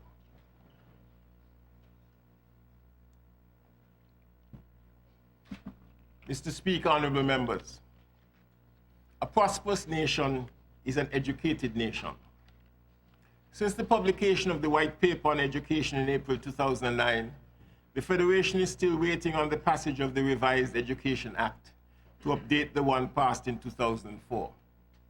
To ensure our young people have the best education and to ensure that we have a marketable workforce, our Team Unity government will ensure swift passage of a revised and relevant Education Reform Act, provide free preschool education, ensure the tragedy at Bastia High School will never happen again, implement critical curriculum reform that is designed for skill development, knowledge transfer in technical and vocational areas, and holistic learning for people who constitute our nation's greatest asset. Mr. Speaker, honorable members, we will reform the People's Employment Program, PEP, to ensure that participants are totally empowered for real, gainful employment, entrepreneurship, and self-employment. Mr. Speaker, honorable members, a prosperous nation is one that is the hallmark of good governance and integrity. Our Team Unity government is examining the conduct of the general election of 2015 and the various election observer reports, and will make timely recommendations, legislative recommendations, regarding the electoral process in our federation. This will ensure that the gross, unthinkable irregularities surrounding our last general election will never again be repeated in our country's history. And in addition, we will introduce term limit legislation for the office of Prime Minister. St. Kitts and Nevis is a young democracy that can be an example of good governance for the region and the world. There exists well-documented proof of the failure of good governance under the past regime. Among the most notorious pieces of evidence are the following: wanton and irresponsible spending at the Sugar Industry Diversification Foundation, SIDF, mismanagement and abuse of our electoral system, and politicization of our civil service to the point where career professionalism is a rare commodity in many ministries, whose staff are paid to serve the public with taxpayers' hard-earned dollars. To overcome such blight on our country's image and to return us to a state of exemplary governance, several corrective measures have had to be implemented by our Team Unity government, including investigations into the SIDF and our electoral systems, audits of state entities such as the Office of Constituency Empowerment, naming of new boards for all statutory corporations, proper institution of the Public Accounts Committee in order to improve transparency in government's financial undertakings. In addition to the foregoing, our Team Unity government has already commenced the process of a complete overhaul of government's information technology, IT infrastructure. This major investment would expedite and facilitate government's anticipated migration into a genuine e-government system throughout the entire public sector. This requires public and private sector input and collaboration. Mr. Speaker, honorable members, our Federation's foreign policy is a major concern for Team Unity administration. Our intention is the adoption of a multipolarity approach to foreign relations that stretches beyond our traditional boundaries. As a nation in transition, it is imperative that we develop friendly relations with progressive jurisdictions as we build new alliances that can reap benefits for the people of our good land. One key thrust is in the area of South-South cooperation and an effort to cement new friendships with countries in the Southern Hemisphere. We have already secured visa-free entry into Brazil and are eager to secure similar travel courtesies for citizens to other emerging markets such as India, China, and South Africa. In addition, our Team Unity government understands the value of our immigrant community. Mr. Speaker, there's a song that states, and I quote, "No man is an island, no man stands alone. Each man's joy is joy to me. Each man's joy is my own," unquote. It goes on to say, quote, "We need one another, so I will defend each man as my brother. Each man is my friend," unquote. With this in mind, the Team Unity government, Mr. Speaker and honorable members, is prepared to regularize the status of undocumented workers by providing amnesty within 90 days for members of the Commonwealth, Haiti, and the Dominican Republic. All fees for this current year have to be paid by September 1, 2015. These undocumented workers must not have any criminal record as evidence of their good citizenship. Mr. Speaker and honorable members, part of the aggressive legislative agenda for the Team Unity government will include banking legislation and CBI regulations. This will help our financial institutions to be proactive in continuing the culture of transparency and accountability. Mr. Speaker and honorable members, the foregoing address encapsulates the vision for our Team Unity government for the next 4.5 years. It constitutes an agenda for growth in which prosperity for all is interwoven into each policy provision, remedial action, or process improvement that is warranted in order to take our Federation forward. What Team Unity wants for St. Kitts and Nevis is to become the preferred Eastern Caribbean jurisdiction in which to live, work, play, and invest in an atmosphere that is safe, progressive, and investor-friendly. St. Kitts and Nevis needs to be a nation on the move. In overwhelming fashion, the people of this federation gave Team Unity the mandate to govern its affairs on February 16, 2015. It is a mandate and mission that must be treated with the greatest respect and trust as we seek to operate in the interest of the people of our great nation. Mr. Speaker and honorable members of the National Assembly, other measures of our Team Unity government will be laid before you as we progress through the legislative calendar of this honorable House. These and other measures in the Team Unity manifesto are policies that Team Unity is fully committed to. At this time, I humbly seek God's richest blessings on our entire country and his wise counsel upon the debates, discourses, deliberations, and decisions emanating from this honorable house. May it please you.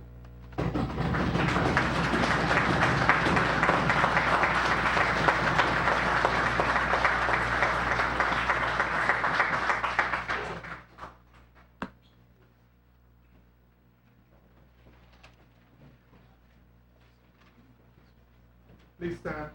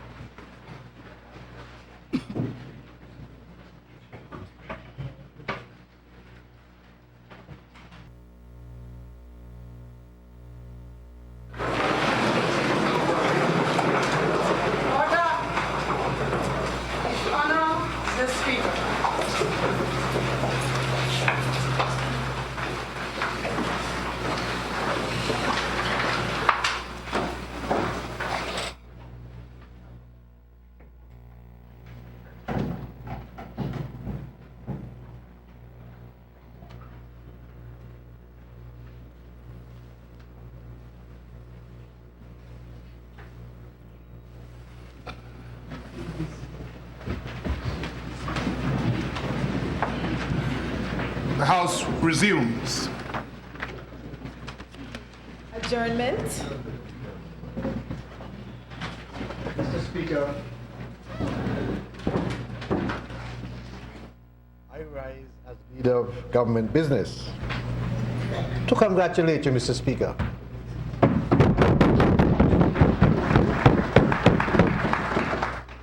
To congratulate you as election as Speaker of this honorable, and I repeat, this honorable House, Mr. Speaker.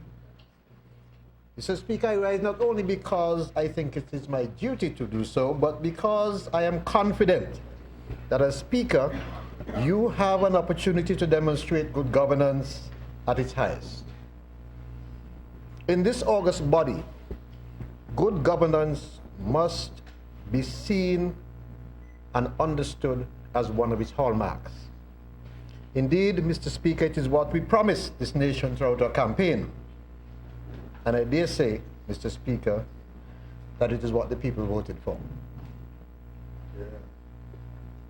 And I, Mr. Speaker, have every confidence that our people would never be able to say that you have let them down by your conduct in this august body.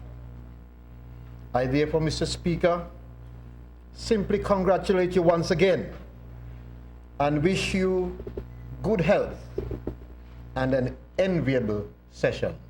May it please you, Mr. Speaker.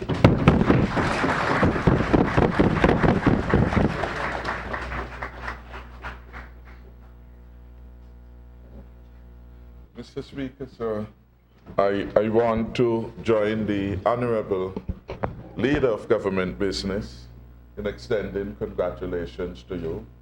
But allow me, before doing that, in perhaps a minute and a half, to say and express my heartfelt thanks and that of all of us on the side that forms the Team Unity in Parliament and by extension the Team Unity government.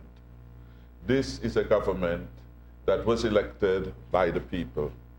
And we want to ensure that throughout our tenure, both in government and in this Parliament, we conduct ourselves in a manner that continues to hold the confidence of all the people of St. Kitts and Nevis.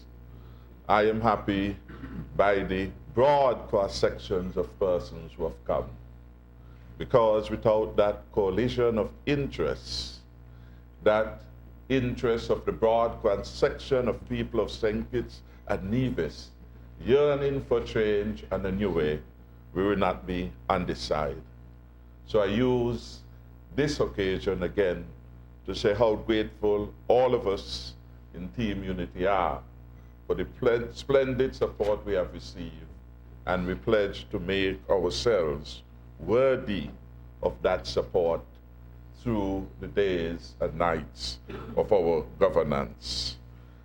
I want also to say that we are going to conduct ourselves in the same, I would say, decent, honorable way in which this inaugural sitting of the Parliament has taken place.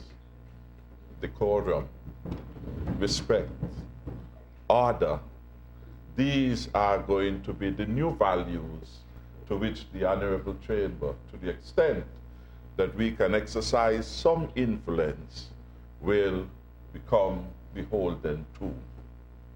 These are necessary if we are going to instill that new trust in good governance and to imbue all aspects of public life. I believe, sir, Mr. Speaker, that as a leader of the government side indicated to me as we came here and we noted the overcrowding of the precincts of the Parliament on this occasion, he said to me, Mr. Prime Minister, we should move one day to have a House of the Parliament separate and distinct from the government headquarters. I thought that it was a suggestion that had good value, and I immediately have adopted it as a policy for this government going forward. And I hope, therefore, that you would join us on this side in working to ensure that perhaps after the next 5 years, when we come back to Parliament, we will not be coming back here, but we will find adequately suited accommodation for the Parliament of St. Kitts and Nevis. In our democratic traditions, there are 3 well-known arms of the government. The executive, broadly speaking, that is the government. The judiciary, represented by the headships of our courts, and of course, the Parliament. Each of them deserves their space so that they can function properly. And we are committed to ensure that the National Assembly is treated no less. So you will have adequate space. I want on that note to say that I had recent audience while on official business to Trinidad and Tobago to engage with the leadership of their House of Representatives. And in that regard, we are honored by the presence today of the clerk and another high official of the House of Representatives of Trinidad and Tobago. And could you give them a hand of welcome? And they have been helping us to ensure that today would proceed, and this has already proceeded, with decorum and efficiency. I want to thank them. But we want to get to that level of development in our parliamentary democracy where the institution is treated in an ennobling way so that our lives can be enriched as a result of that participation. We therefore would want to ensure that our new parliament will have expanded chamber space, and it will have expanded room in the gallery to house all of the people who are willing to come. We expect that our parliament would be robust and dynamic, and as a result of that, we would want to put a library at the disposal of the National Assembly. We would want to enhance the standing of the clerk of the National Assembly, who in many jurisdictions is a well-noted lawyer and professional, paid as such, and in full-time service to the National Assembly.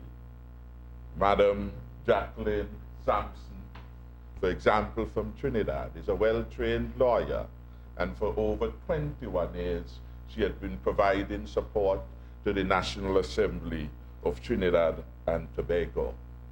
There they have their own parliamentary council available to the parliament, distinct and different from the parliamentary support that is being provided by the government. Of course, there too, they have their systems of protocol, etc., in relation to their parliament. So the parliament takes on its own independent, or at least interdependent life. And we would want, to the extent resources are available in St. Kitts and Nevis, to go there and to move there. We would want to ensure that moving forward, that we can have regular minutes of the activities of the parliament, and importantly, Hansard become alive, so that we could have real time the recordings of what transpire in our parliament. And so we will learn from others, and we will adopt best practices in relation to that particular matter. And finally, Honorable Speaker, I take greatest pleasure in congratulating you on your election to this auspicious and highest office within the National Assembly. And I know that the honor bestowed on you, you will reciprocate by ennobling this high and auspicious office. The national community deserves to know that you are a fine product of my father's land of Nevis. But equally, I should say, you are a product of regional integration, spanning not just the CARICOM landscape and seascape, but beyond. You bring, therefore, a pan-Caribbean vision to your work and to your life. You have spent time on Aruba. You have spent time in Barbados. You have spent time in Canada and in many other areas. I gather that you are a businessman by genetics and a fisherman by hobby, and that you have served before coming to this auspicious office as, I think it was, chief statistician in the Nevis Island administration in a former life. You have also served there as a parliamentary secretary. And from your residence in St. Kitts, I've known you to be a student of politics, a mentor. And so I think you come to this body well prepared, most ready to serve, and to serve independently as the high office demands. From all of us on this side then, hearty congratulations. May God bless you and us as we serve.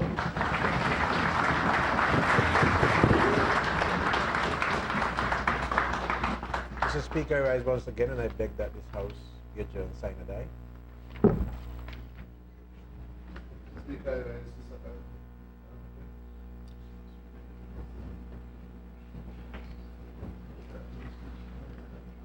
Honorable gentlemen, it would be remiss of me not to speak on this auspicious occasion. Permit me first to recognize the members of the Diplomatic Corps, distinguished and other specially invited guests, ladies and gentlemen. Let me at the outset give thanks to Almighty God for preserving my life and allowing me to witness this historic and auspicious occasion. It is with profound gratitude and humility that I address you this morning.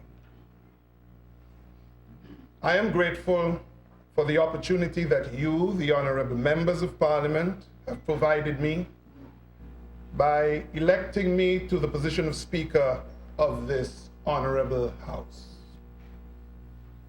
I am at the same time humbled by the enormous responsibility you have placed on my shoulders. Let me assure you that I intend to discharge the duties of this high office with the zeal and dignity it deserves. I want to thank my family for their unwavering support, which has sustained me over the years. However, I must especially thank my wife, Jacqueline, for her strong support, which has strengthened me in both my public and private avocations. I must also say a special thank you to the people of St. Kitts and Nevis, who have expressed best wishes and offered up prayers on my behalf. I will always keep your concerns foremost in my mind while presiding over your honorable House. I offer my sincere congratulations to all members of the National Assembly and a special welcome to the new members who are serving for the first time. Honorable members, we have a solemn duty to conduct the people's business in a decent, exemplary, and respectful manner. And as Speaker, it is my duty to ensure that we as parliamentarians achieve this objective. I therefore intend to discuss the following with the executive branch of the government. 1, a complete review of the standing rules and orders of the National Assembly with a view to improving them. 2, a return to the practice of honoring and executing the universally accepted norms and conventions of Parliament. 3, reactivation and revitalization of the Commonwealth Parliamentary Association branch of St. Kitts and Nevis. 4, the establishment of the parliamentary committees in order to enhance consultation and public involvement in the business of Parliament. Let me assure the nation that I intend to be the Speaker for all members of Parliament and all the citizens of St. Kitts and Nevis.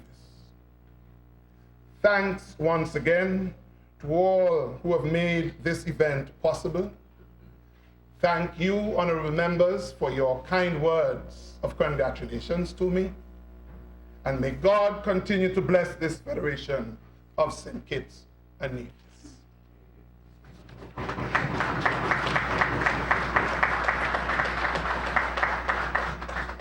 The question is that this honorable House stand adjourned sine die. Those in favor? Aye. Those against? The ayes have it. This honorable House now stands adjourned. Signed that.